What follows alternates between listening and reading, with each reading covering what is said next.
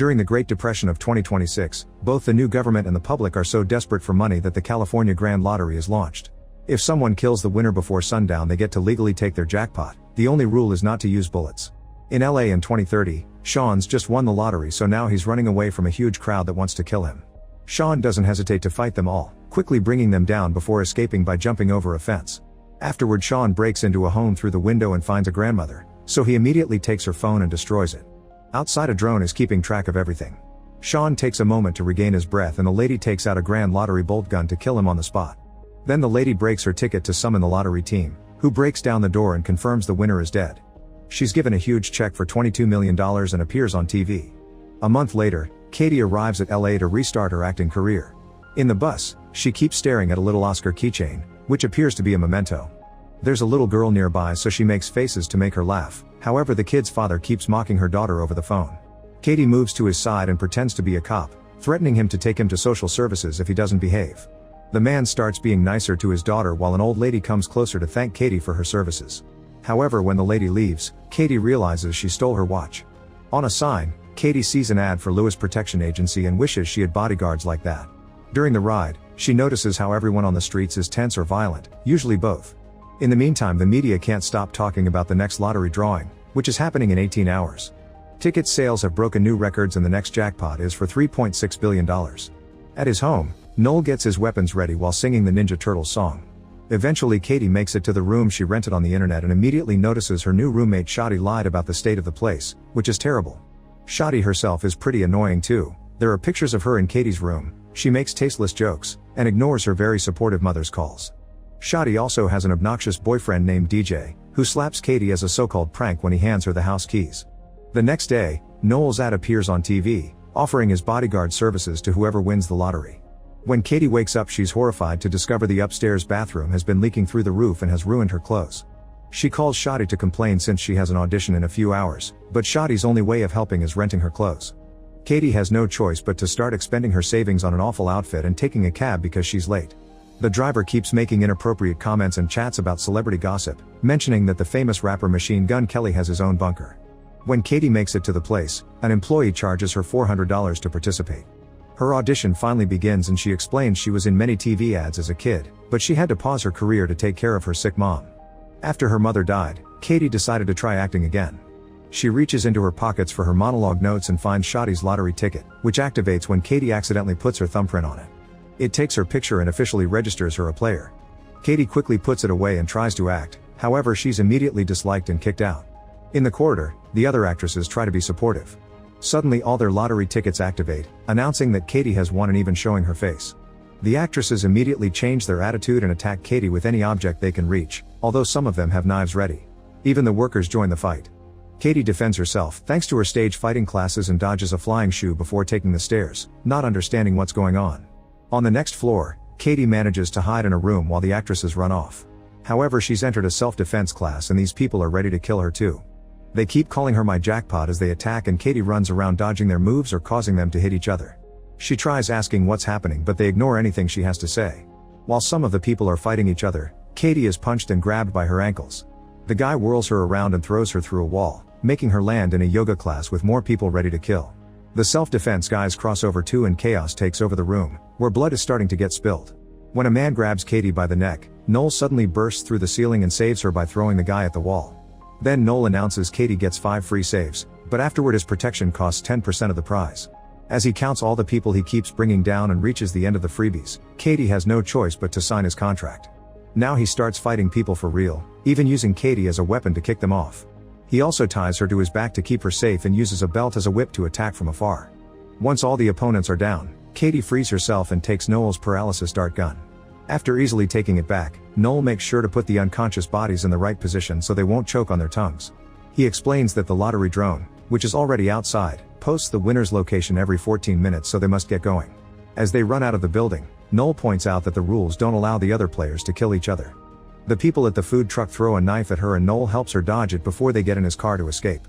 As the duo drives through town, people nearby receive an alert of her location and prepare to join the fight. The ice cream truck abandons the kids and even the lady from the bus already has a Grand Lottery bolt gun. Back to Noel, he finishes explaining Katie how the lottery works and is surprised she didn't know. Katie points out she and her mom would only watch movies and baking shows, but never the news because they were depressing. Soon the car is being chased by people on bikes and ATVs, so Noel brings out helmets for both of them before speeding up. A Molotov bomb is thrown on top of the car and the roof catches on fire, but Noel keeps on driving and enters an old warehouse as the wind puts the flames off. Suddenly he turns the car around and a biker crashes against it, but then he has to keep driving through the warehouse to avoid the other bikers who start a new fire. Katie wants to quit the game, but the only way to do so is to leave the city. Noel shoots a guy with his dart to bring him down, then he drives in circles as more enemies throw various objects at them. This creates a lot of dust that allows the duo to escape by pushing the car out without making noise, and the bikers don't notice until the next Molotov falls on the ground. Katie keeps insisting she wants to quit, so Noel agrees to take her to the closest quit line. At that moment the bikers find them and the chase starts again. An enemy jumps into the car through the back window and Katie steals her knife while Noel gets his darts out, however the woman bites his arm. Noel gets the mirror and hits her with it before asking Katie to drive, ignoring her saying she can't.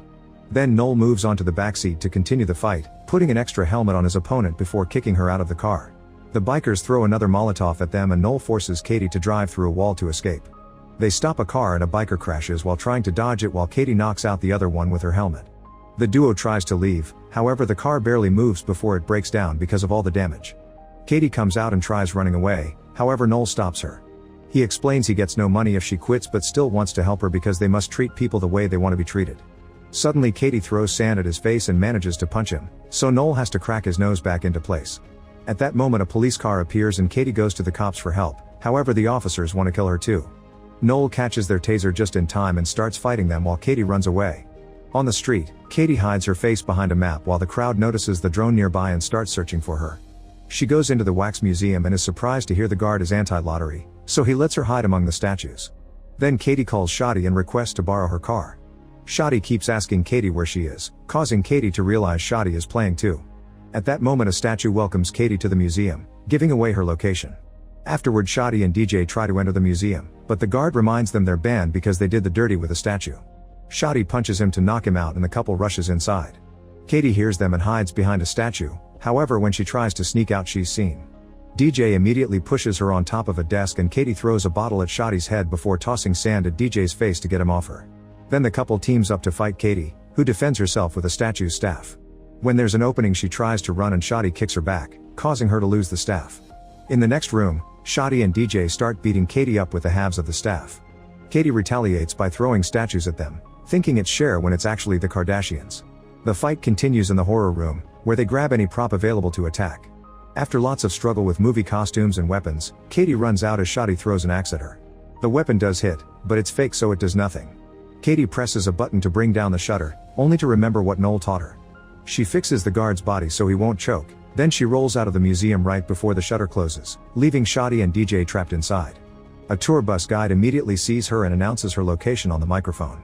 Before attackers can reach her, Noel appears in a police car and takes her away. Katie still doesn't trust him because helping her quit means not getting paid, so she thinks he'll kill her in private.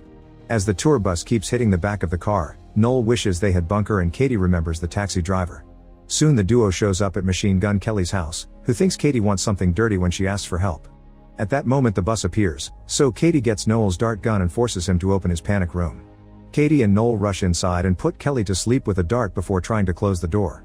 A crowd gathers in the living room and an arm tries keeping the door open, so Noel gets ready to shoot it. Thinking he wants to shoot her, Katie takes the gun and shoots a dart at the arm, forcing it to retreat and finally closing the door for good. The room is fully equipped and the duo can watch the crowd on the security camera. A wary Katie keeps the gun aimed at Noel, so he sits by her side and shares sweet facts about himself to prove he's a good guy.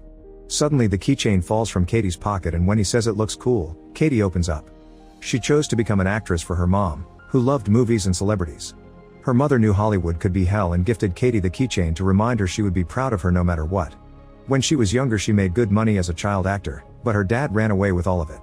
Noel is very understanding and comforting, so Katie gives him back the gun. She wants to know why Noel would help her quit, so he explains his priorities. 1 is saving people's lives, and 2 is making enough money to keep on saving people's lives. Outside, the crowd continues to hit the door to no avail. Shotty slaps Kelly to wake him up but nothing happens, so instead he drags him into the pool and threatens him into sharing the door password, which is the meme 6969. All this is seen by Katie and Noel, who gets angry because he has no choice but to make a call and ask for a favor. He orders something called a phone strike and rushes to put Katie's phone inside a safe. Then the duo holds the door as Shotty uses the password. However, the crowd freezes when they hear all their phones ringing with an Amber Alert. However, this is a trap and their phones start exploding, burning a variety of body parts. As everyone deals with their burns, Katie and Noel come out to escape, although Noel stops to put off the flames on someone's groin. Outside, a bunch of guards are waiting with damage-proof cars and rubber bullet guns. They only want to take Katie, but she forces them to bring Noel as well. During the ride, Katie asks if Noel works with these people. He explains he used to, but nowadays he's a freelancer. Moments later, they make it to headquarters and Katie meets Lewis, learning this is his security company. She isn't impressed by him because he keeps mocking Noel and asks to be taken out of the city. However, Lewis gifts her a new phone and points out she's in the safest building in the country. He also shows off the grenades in his pocket. With only 4 game hours left, Lewis gives them a tour and shows them the wall with all the winners they saved, although the names are anonymous and they've lacking clients for a while. Lewis explains they charge 30% and Katie signs the contract after getting a part of that money for Noel. Afterward, they see on the security cameras that a crowd is gathering outside, so Lewis decides it'll be safer to move Katie to a hidden underground fortress by using decoy vehicles. First, the duo gets medical care for their wounds and Noel shares more about himself. He used to be a mercenary in the private sector with Lewis, and their unit got sent all around the world to kill horrible people. One day Noel discovered his victims weren't always bad guys and he quit in the middle of a job. This caused the mission to fail and only he and Lewis survived. Nowadays the money he makes goes to the families of his victims and teammates. In return, Katie shares that her dad used to be her manager and made her work all day long since she was 8. When she turned 18, she told him she wanted to manage her own money, so he disappeared with it. Katie had to take care of her sick mother who died a month ago and left her with only $600 and a bus ticket to LA. At that moment, an employee brings a prosthetics machine. Katie puts her face inside and the machine applies a mask that makes her look like an old man. However, Noel is worried because moving Katie out doesn't make sense and this facility is too expensive to be maintained with only 30% of the old prizes, especially if they didn't have any clients lately. After Katie changes clothes to finish the disguise, Noel finally realizes Lewis is only pretending to protect the winners to kill them in secret. Lewis takes them to a car and Katie keeps requesting for Noel to come along, which Lewis turns down. Getting desperate, Katie kicks Lewis in the groin and Noel uses the distraction to open the garage door. Then he shoots all the guards with his darts as the crowd rushes in, but they don't recognize Katie and ignore her. Noel drags her out and gives her the keycard he stole from a guard, telling her to run while he buys some time. More guards appear and hold Noel down while Lewis kicks him for information. Suddenly all the AI-driven decoy cars take off with Katie hiding in one of them, so Lewis sends his people to follow them. Downtown, Katie gets her mask off and takes control of the car, so the change of route alerts Lewis' system. Meanwhile, social media is going wild because the drone has lost Katie, so if she doesn't make any mistakes she'll be safe from pursuers until the end. This causes her to gain fans that see her as a hero. Moments later, Katie is about to leave town but gets a call from Noel, who tells her to turn around or he'll kill Noel. In fact, he keeps stabbing him, yet Noel tells Katie to save herself. After some hesitation, Katie turns the car around and agrees to meet. Meanwhile, Lewis takes Noel to an old theater and reveals that during their mercenary days, he always knew they were killing civilians. He never cared because it was easy money. Lewis admits he doesn't like to share and that's why he killed their team while making it look like it was Noel's fault. With only 15 minutes left, Katie gets a bolt gun from the glove compartment and rushes inside the theater, finding Lewis and Noel on the stage. She threatens to self-delete so nobody gets the money and Lewis doesn't believe her, so Katie points out he'll kill her anyway. She also shows him she's recording this for social media, that way he can't clean the fingerprints off the gun and say he did it. Katie starts ranting about the awful state of her life and almost pushes the trigger, however Lewis finally drops the handcuff keys and asks for a deal. Katie pretends she's about to give him the gun but kicks him off the stage instead, confirming she had been acting. With Lewis out, the other players immediately start coming after Katie again. All the people she's met today appear at the theater and block every entrance, so Katie uses whatever objects she can grab to slow them down. Suddenly Lewis grabs her leg and makes her fall before trying to kill her. A cop tries to help, however Lewis kicks him off and continues to struggle against Katie. At that moment a crowd bursts in, so Noel starts fighting them while still cuffed to the chair and singing the Ninja Turtles song. The chair soon breaks, giving him more freedom of movement. Katie bites Lewis and disarms him before throwing the keys at Noel, who finally frees himself. While Noel fights Lewis, Shotty appears with a katana to fight Katie, who quickly disarms her and knocks her out with a headbutt. With only 4 minutes left, a huge crowd suddenly enters the theater. Noel is still fighting Lewis, so Katie has to climb the stage decorations for safety. Lewis steals an axe from another player and Noel defends himself with cymbals, which helps him finally defeat his former friend. The bus lady tries to climb after Katie, so she kicks her off. Then Noel starts breaking the decoration so people can't follow Katie. Lewis' men arrive and half of them make a human stair for Lewis to climb while the others tackle Noel.